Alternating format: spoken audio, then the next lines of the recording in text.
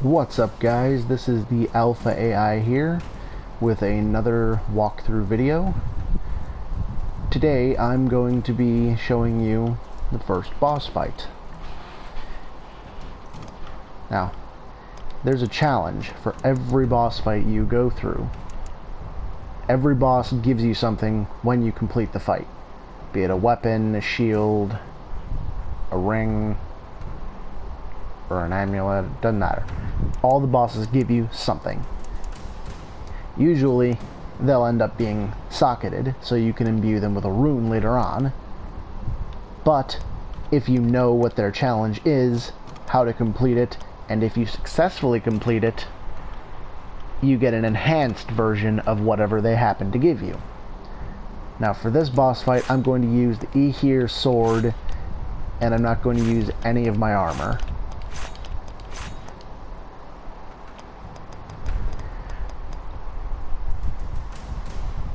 For this fight, you've got to rely on speed only, not defense. So no matter what class you're playing, be it rogue, warrior, cleric, or anything else mixed in between, you must rely on your speed. Now, I highly recommend watching this cutscene because of the way it ends. The boss fight begins immediately as it ends, and you have to dodge an attack the very instant the cutscene ends.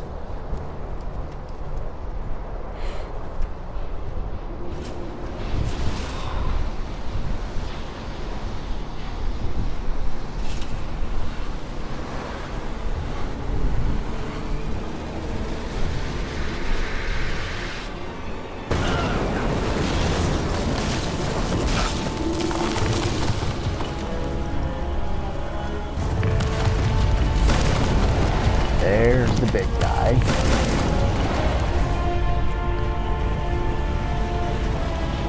This will be your first boss fight, the first Warden.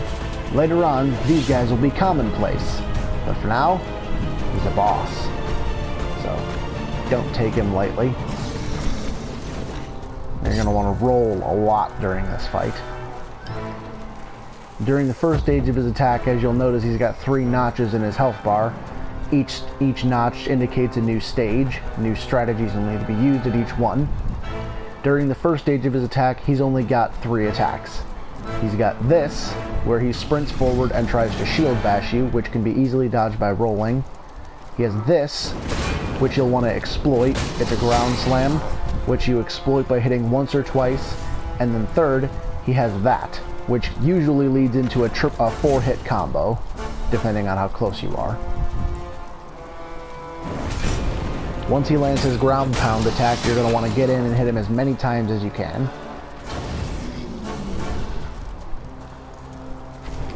Whoa. The challenge here is to go undamaged the entire fight. If he hits you once and you want to complete the challenge, you're going to need to restart. Let him kill you or reset the game. Now, as you can see, once he gets down past 75% of his health, he's going to shed some of his armor. And then he'll jump back and take a defensive stance. Do not get close to him during that stance. If you do, he will hit the shit out of you, and it will not be funny. Now, when he uses his ground slam attack, it has a new effect. It has a ranged area attack. So when he does it, make sure to dive roll to one side or another.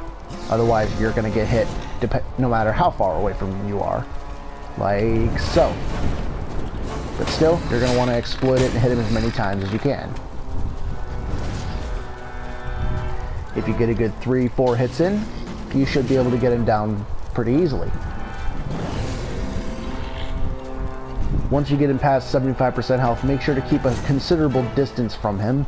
Don't try to stay close like I did the first time around, because that'll hit you even if you're close. 50% health, he sheds his remaining armor and takes up his defensive stance once again. Let him finish up, let him come towards you, and shield bash. Avoid it. Just like before. Now, his ground slam attack gets stronger here. It has a longer range and it hits a lot harder, so you're going to want to make damn sure you avoid it. But again, once he uses it, exploit him. Hit him as many times as you can manage. Just don't stick too close. And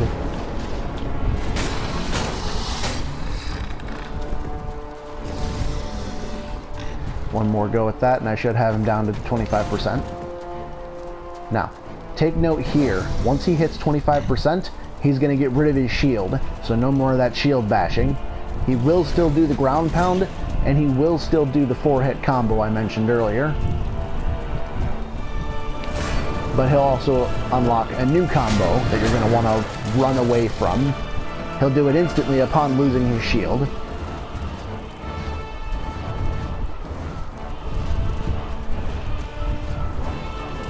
He swings his sword in a whirlwind 9 times. Always 9, unless he hits you.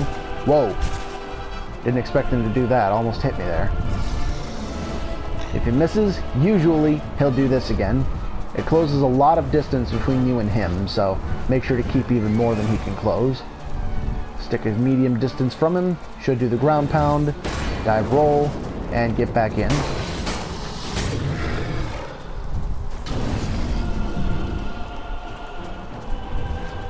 Oh boy. If you have the prayer spell like I do, feel free to use it. He will attack it. The bosses are not immune to that. Here, oh no. God damn it.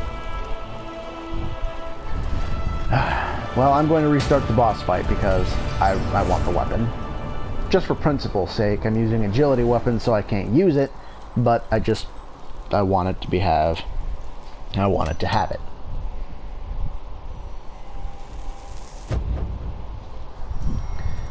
So, yeah. You lose your experience, but you can reclaim it. Head back into the boss room and you'll see a ghost.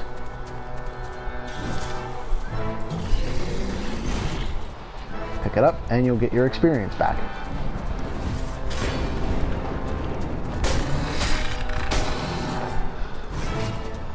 Yeah, you're going to want to watch out for that. That's another one of his attacks I forgot about.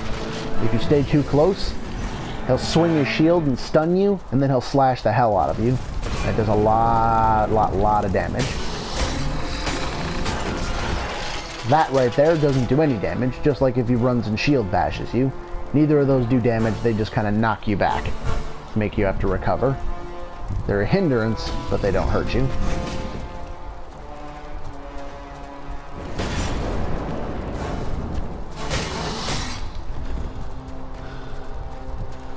Come on, big guy. Now I'm going to show you the prayer. Hang on, I gotta make sure he's not doing that ground pound thing again. Leave behind a copy of yourself. Once he gets close enough, he'll attack it. As you can see. There's his 4-hit combo. Usually it'll kill you or your prayer if all 4 hits land. So, make sure not to let him hit you.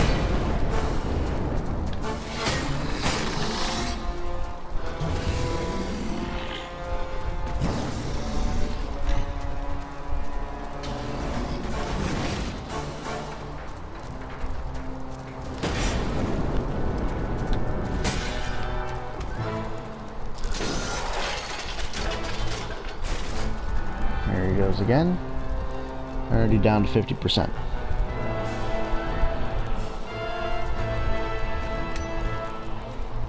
Come on, big guy.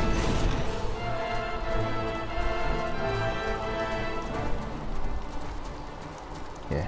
If you want to complete the challenge, this boss fight is all about evasiveness. If you don't want to complete the challenge, feel free to just fuck him up whenever you can. Take as many hits as you want. As long as you can endure them, you're fine.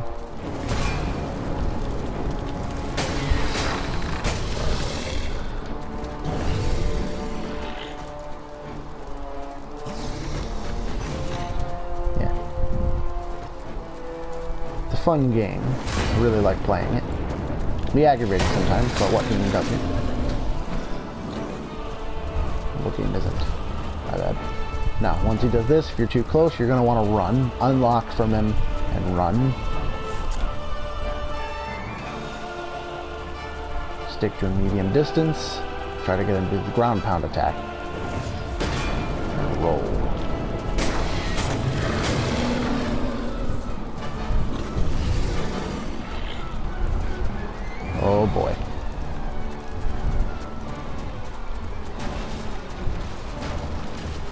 Feel like a rhino just charging through those chairs.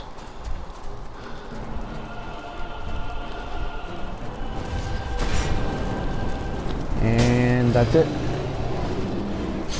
You can't skip the cutscene that follows each boss fight, so feel free to just watch.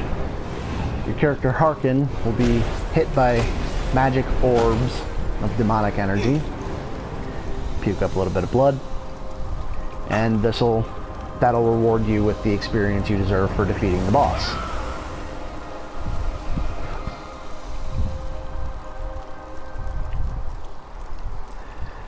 And as you can see, his weapon burned up, just like his body. The big sword he was using is your reward for the boss fight. If in the bottom left there you see how the icon is orange. If you fail the challenge, the icon will be purple. Now you can go down and you can equip it. Nice big flaming greatsword. You can two-hand it, one-hand it, up to you. Since I don't have enough strength, I can't demonstrate the ability to you, but yes, that is the boss fight.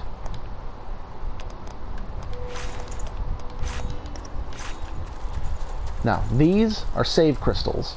They're checkpoints, respawn points. They refill your potions, your health. They cut down your experience modifier, but it also allows you to level yourself up. If you're playing on PlayStation, you push the touchpad, go into character development. 500 experience for an attribute point, 1265 for a spell point. I'm going to put all my experience into attribute points, so I get 3 levels. I'm going to go over here, and then I'm going to use my attribute point shards, so I get 2 more.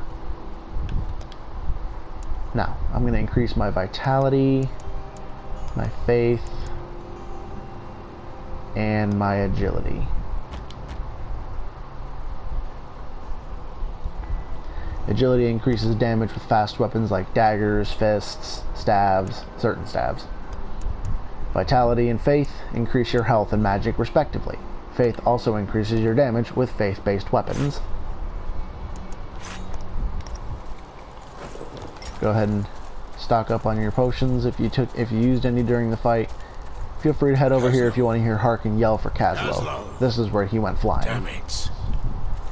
Now, for the secret I mentioned in my last video, you're going to want to go this way. There's going to be some enemies here, a tutorial on how to assassinate it, but you already saw those.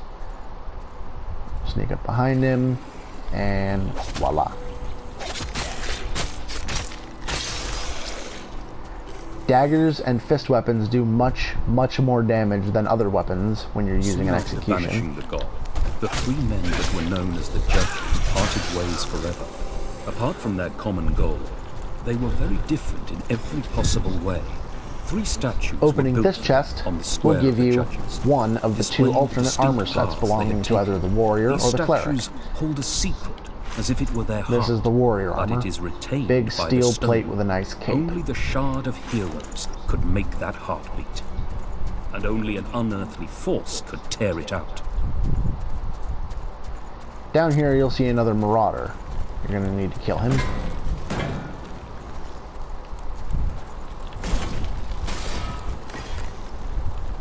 He did not hit me because I rolled.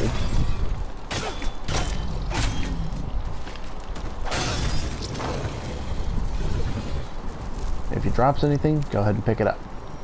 Now, you're going to want to head in here. There's going to be an infected through this door, and there's another door opposite this one. There's another infected through it as well.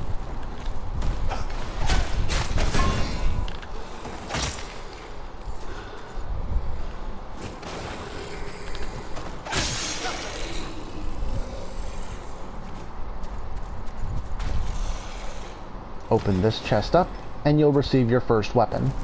Well, second, not counting the boss weapon. Since it's an agility-based weapon, I'm going to go ahead and use it.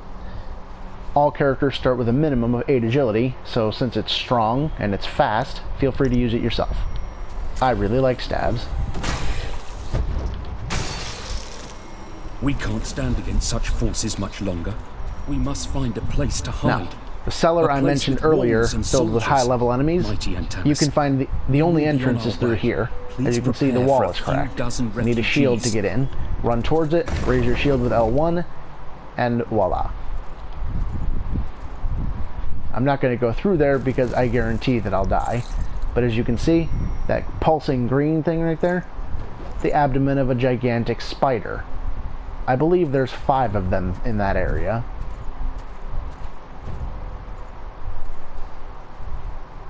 No, there are 6 of them in there. I just took a head count. There's 6 in that area, so you're going to want to avoid that until later. They have really high level attacks, and you have to fight probably more than one of them at a time. So, best to come back later. What exactly were the laws? Here, you'll see 2 more infected. Feel free to kill them blindly followed the guard. if you want the cleric armor. Reasons. The spawn spots for these armors isn't guaranteed, so you can get cleric upstairs, warrior downstairs, rogue upstairs, so on and so forth. The Rogar army The cleric armor is lighter than the warrior armor, heavier than the rogue armor, but does more defense than the rogue armor. And it looks pretty cool, in my opinion. It's got some steel plating on the shoulders, steel plating on the legs and the bracers, and then the rest of it is cloth and leather. Good mixture of defense and mobility. Oh, I forgot to show you guys the last little secret in that area. Crap. Damn loading sequences. I'm gonna have to head back. Now, this is actually a good opportunity to explain to you guys respawn for enemies. If you exit a new area, if you exit an area and enter a new area like that, where a door, if you go through a door that says leave, like this one does, it'll respawn any enemy you killed in the previous area. So now I'm going to have to fight my way back through all the enemies over here, the rogue, the infected, the marauders, so on and so forth. But there's a bonus weapon you can get from the second boss fight. The second boss gives you a weapon and a shield. But there's another weapon you can get from him as well. You don't have to. You can wait until later to get it, but I recommend getting it now because it's a lot stronger than most of the weapons you'll get around this area. Head back up this way.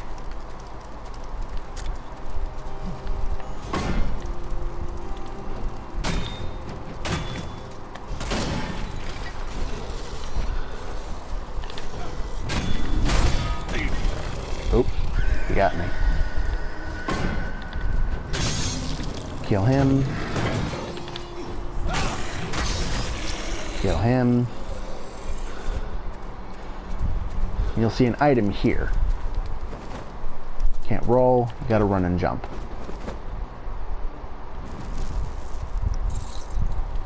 Northern Monastery Wing door key. Mouthful.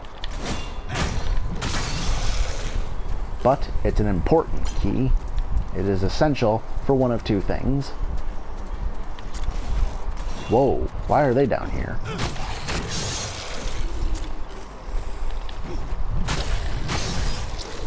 As you can see, the staff has a lot of reach. That's why I like them.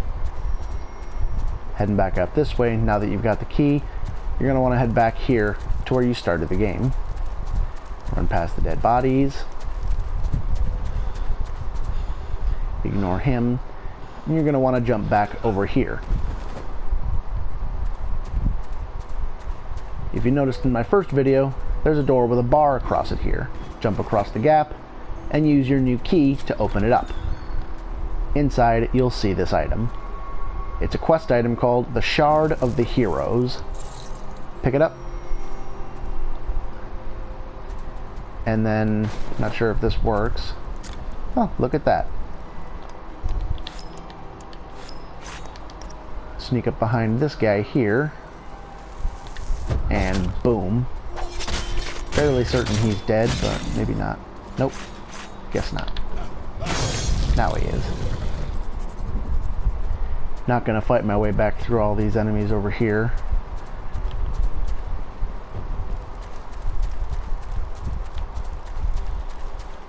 Once you get the Shard of the Heroes, feel free to come back, spend your experience points, do whatever you need to do. If you're a rogue, I recommend stocking up on a lot of agility from your next few experience level ups, because the weapon you're going to get during the next boss fight requires 17 agility to use, and the dagger you get, the additional dagger you get from the Shard of Heroes, requires 16, so you're going to need a minimum of that much. Save, restock your potions, and use your experience, and that's all for now. I will see you guys next time. Bye bye.